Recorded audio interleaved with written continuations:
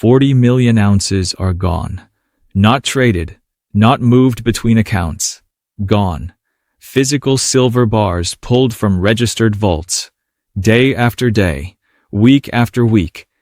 The inventory that's supposed to back delivery obligations is vanishing, while bullion banks keep selling paper contracts like nothing is happening.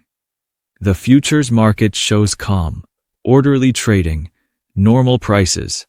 But in the vaults, in the actual physical locations where real silver sits, the metal is being vacuumed out.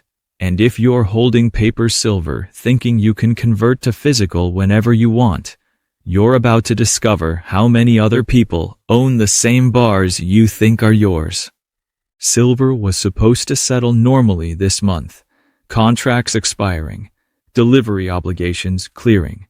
The standard process, where paper converts to metal and the system continues. Except the metal isn't staying in the system. Someone is taking delivery, aggressively, consistently, pulling physical bars out of registered vaults and not putting them back. And the banks that sold the paper contracts, the bullion banks that profit from the spread between paper and physical, are watching their deliverable inventory drain. Not slowly, not gradually, fast enough that the drawdown is visible in daily vault reports, fast enough that anyone paying attention can see the metal disappearing. This shouldn't be happening. The silver market operates on the assumption that most contracts settle in cash, that most holders don't want physical, that delivery is rare, that the inventory in vaults is sufficient to cover the small percentage of contracts that actually demand real metal. The whole structure, the futures, the derivatives, the paper claims, it all works because physical delivery is the exception, not the rule. But someone just changed the rule. Someone is standing for delivery on scale, taking metal, removing it from the system, and every ounce they pull out is an ounce the bullion banks can't use to satisfy the next delivery request. The timing exposes the strategy. No announcement was made, no public campaign declared, just quiet, persistent accumulation. Contract after contract being stood for delivery, bars being removed, vaults being drained, and while this happens, the paper market continues. Bullion banks keep writing contracts, keep selling silver they don't have, keep collecting premiums on paper positions, because stopping would reveal the problem, would signal to the market that deliverable supply is constrained, would trigger the exact squeeze they're trying to avoid. So they keep selling, keep promising delivery, while the metal that's supposed to back those promises disappears. This keeps happening. Every vault report shows more drawdown. Every delivery period reveals more metal leaving. The pattern is unmistakable. The drain is accelerating, and the bullion banks are trapped. They can't stop selling paper without admitting the physical is gone. They can't source new metal fast enough to replace what's being pulled. They can't restrict delivery without breaking the contract structure. So they're bleeding inventory, hoping the accumulation stops, hoping whoever is draining the vaults gets satisfied, hoping the next delivery period sees less demand. But the demand isn't decreasing, it's intensifying. Premiums are jumping while futures pretend nothing is wrong. That's the tell. On the futures exchanges, silver trades at smooth prices, normal volatility, standard liquidity. But in the physical market, where you buy actual bars for immediate delivery, premiums over spot are spiking. The gap between paper price and physical price is widening, which means the paper market and the physical market are diverging. Two different realities forming. Paper says silver is plentiful and fairly priced. Physical says silver is scarce and commands a premium. And the gap between them is the cost of discovering you own paper when you need metal. This benefits someone. Quiet accumulators are winning. Whoever is standing for delivery, Whoever is pulling the 40 million ounces. Whoever saw the inventory vulnerability and decided to exploit it. They're extracting real metal at paper prices, paying futures market rates while the physical market trades higher. And every ounce they pull makes the next ounce harder for the banks to deliver, makes the physical supply tighter, makes their accumulated position more valuable. They're not accumulating to hold long-term. They're accumulating to corner, to trap the banks, to force a repricing between paper and physical that rewards metal holders and destroys paper writers. The sophisticated buyers recognized this months ago. They started taking delivery before the drain became obvious. They positioned when registered vault inventory was higher, when delivery was easier, when banks weren't scrambling to source metal. And now they're sitting on physical silver while the banks search desperately for bars to satisfy current delivery demands. The smart money converted paper to physical when conversion was smooth, and now conversion is strained, getting harder, revealing that the inventory backing all those paper contracts isn't as deep as the contract volume suggests. This hurts you. If you're holding silver ETFs, you own shares in funds that own paper claims that might not convert to physical as easily as you think. If you're holding futures contracts, you're exposed to a delivery system that's being drained in real time. If you assume you can take delivery whenever you want, you're assuming wrong.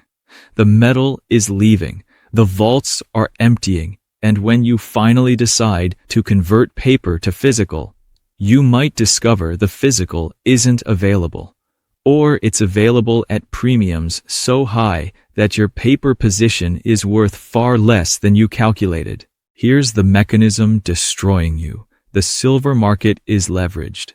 1 ounce of physical backs multiple paper claims. ETF shares, futures contracts, allocated accounts, unallocated positions, they all represent claims on the same underlying metal. The system works as long as not everyone demands physical simultaneously. But when someone starts systematically draining the physical, standing for delivery, pulling metal, removing it from circulation, the leverage becomes visible. The multiple claims on single ounces become obvious, and the holders of paper claims discover they're in a queue that's much longer than the available physical supply. The registered vaults are bleeding. These are the vaults that hold deliverable silver, the inventory that backs futures contracts, the metal that's supposed to be available when someone stands for delivery. And that inventory is dropping, not by small amounts, by millions of ounces, week after week. The drawdown is severe enough that it shows up clearly in exchange reports, severe enough that it should be headline news. But it's not news, it's just data, numbers on reports that most traders ignore, while the accumulators who understand what those numbers mean keep pulling metal. This won't stop, because the trap is already set. The accumulators have already extracted enormous amounts of physical. The banks have already written contracts they can't fully back with metal. The delivery obligations are already larger than the remaining registered inventory. The squeeze is already on. It just hasn't become public yet. Hasn't forced a default or a delivery failure. Hasn't created the price explosion that reveals to everyone what's been happening in the shadows. But that revelation is coming. And it's coming the moment the banks can't deliver on a contract they've written. The drain is accelerating in real time. The most recent reports show the largest drawdowns yet. More metal leaving. Faster. The pace isn't slowing. It's intensifying. Which means whoever is accumulating isn't satisfied yet. Isn't done yet. Is pushing harder. Taking more. Testing the limits of how much metal the banks can actually deliver before they break. And every ounce that leaves registered vaults brings that breaking point closer. The next delivery window forces real metal or public failure. Contracts are coming due.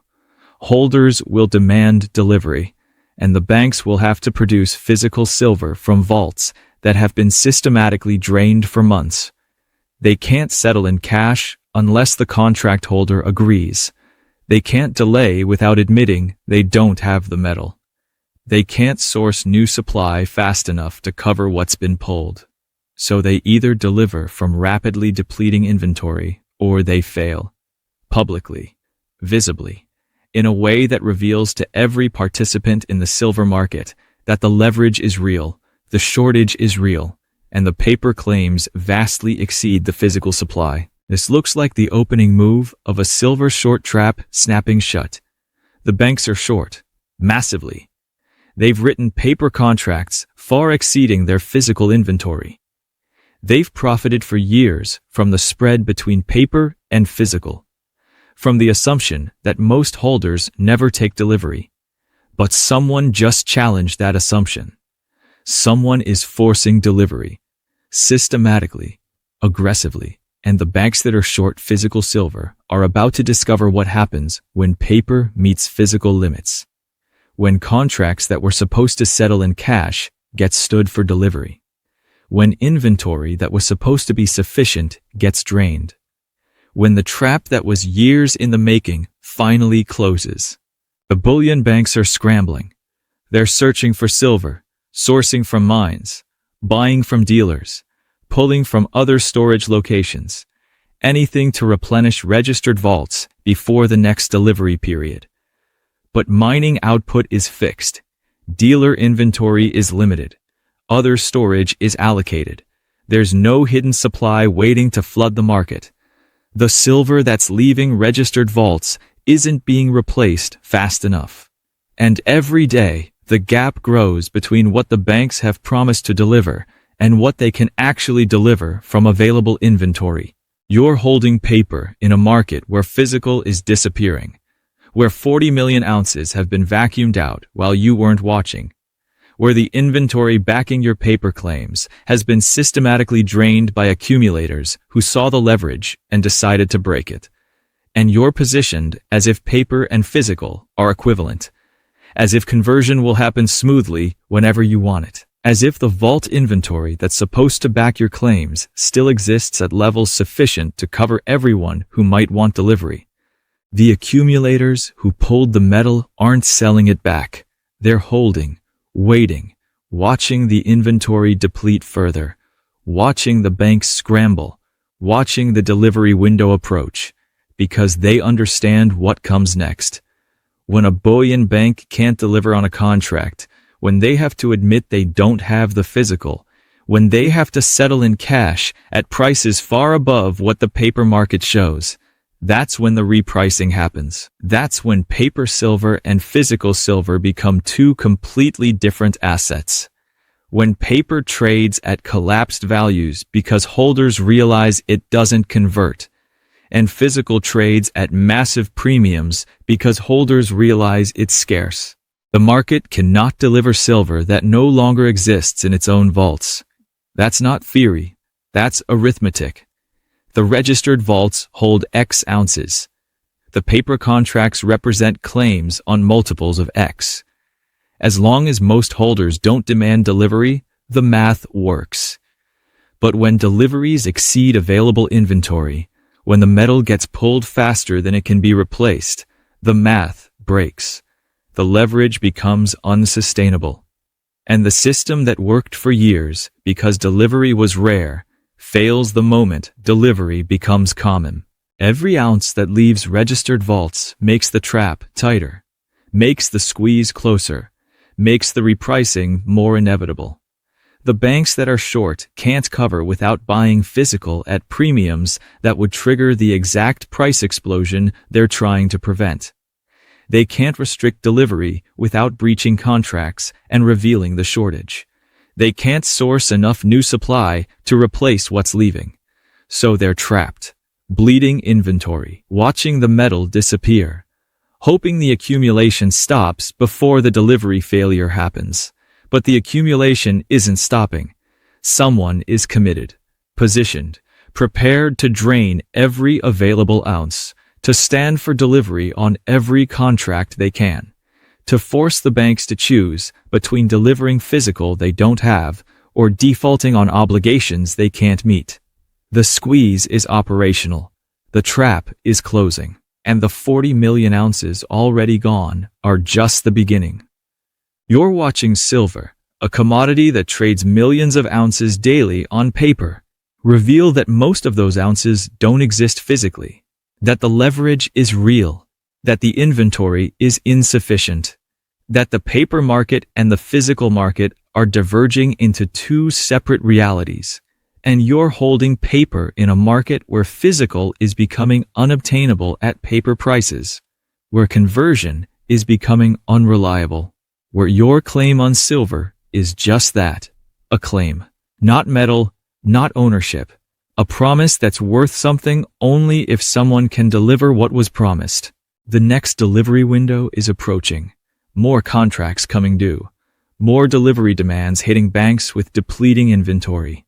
And the banks that have been bleeding 40 million ounces are about to discover if they have enough metal left to satisfy the next wave. If the registered vaults have enough remaining, if they can source fast enough, if the trap has closed completely, or if they have one more delivery cycle before the public failure happens. The drain is visible in the data. The trap is visible in the inventory. The squeeze is visible in the premiums. Everything is visible, except to the holders of paper silver, who think they own metal, who assume delivery is available, who believe the system will work for them the same way it worked for everyone before the drain started, before 40 million ounces left, before the quiet accumulators cornered the physical supply and left the paper market holding claims on metal that's already gone.